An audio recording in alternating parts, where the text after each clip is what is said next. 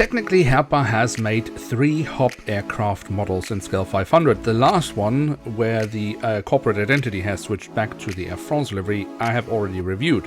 But the first 2 models, well, they came with the now old standard livery of HOP. But I've never reviewed them, so at least one of them we will take a look at today.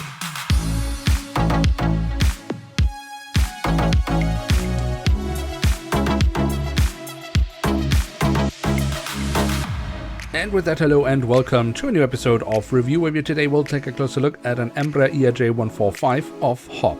At the front of the box we have a cutout so we can get a glimpse of the aircraft model inside, and on top of the box we have the HOP Air France branding. Then on the back side of the box we once again find the HOP Air France branding. Furthermore, we have a lovely image of the aircraft in real life and a little bit of additional information. So overall, actually a pretty decent box design. I wish Herpa would be able to do something like that in the year 2024.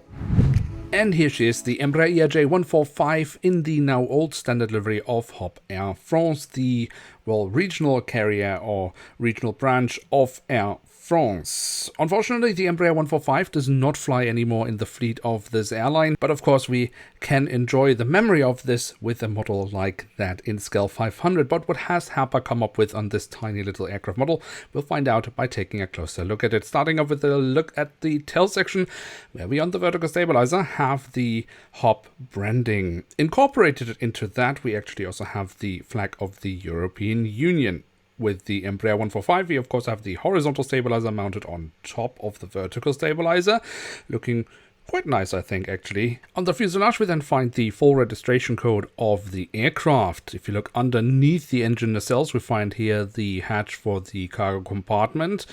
And of course, then towards the very tail of the aircraft, we do also have a bit of detailing around the APU exhaust. Now, with the Embraer ERJ-145, the engines are of course mounted at the back of the fuselage, and here we do have the silver leading edge printed on. That is, however, also the only printed detail we will find on these engines.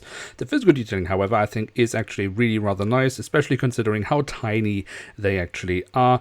And when we look here into the engines from the front, we can very nicely see the engine fan blades. Now, if we move to the front of the aircraft, we can see across the fuselage the branding of HOP and Air France. Furthermore, we have the aircraft type specification just underneath the cockpit windows, but we don't really have any other details related to the aircraft or the livery for that matter. So let's move on to the cockpit section itself. Here we have the cockpit windows with the metallic edges around those, and the window wipers printed on, looking quite lovely. But also here again, despite the aircraft being really tiny, there could have been more printed details, of course. On the fuselage, just above the wings, we then find the emergency exit has been printed on, and that leads us straight to the wings, which we should also take a closer look at. Starting off with the top side, where we can see the different flaps, slats, and spoilers. Well, can we really see them? Any physical detailing here has definitely been drowned away by the grey base paint of the wings. What a shame. The underside of the wings, well, it's pretty much the same here, but we do have the full registration code of the aircraft printed on once again. Then we can also take a quick look at the landing gear. That is a standard landing gear that Herpa uses for all the Embraer ERJ-145 models in Scale 500. And actually, I think that's pretty decent, again, considering how tiny this aircraft becomes in Scale 500. Herpa has done a pretty solid job with that overall. On the belly of the aircraft, we do also find a hole in the fuselage, which of course is pretty pointless given that there is no stand included with this aircraft model, but it doesn't destroy any printed details, so at least there is that.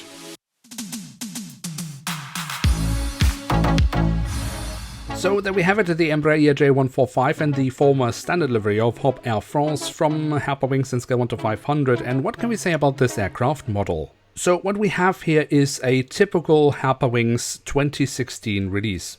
What that means is they are seriously holding back on any form of detailing that is not the most basic detailing of an aircraft, so you can recognize it as an aircraft, and of course then the livery of the airline. And let's face it, the HOP Air France livery is of course not the most intricate livery out there. It's fairly basic, and that means the model overall is fairly basic.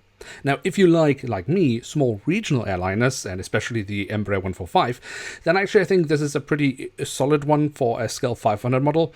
I really do like it, but you have to keep in mind it really does not offer very much. Furthermore, of course, if you are collecting it today, is the fact that this airliner does not fly in the fleet of the airline anymore, so that's maybe something to keep in mind.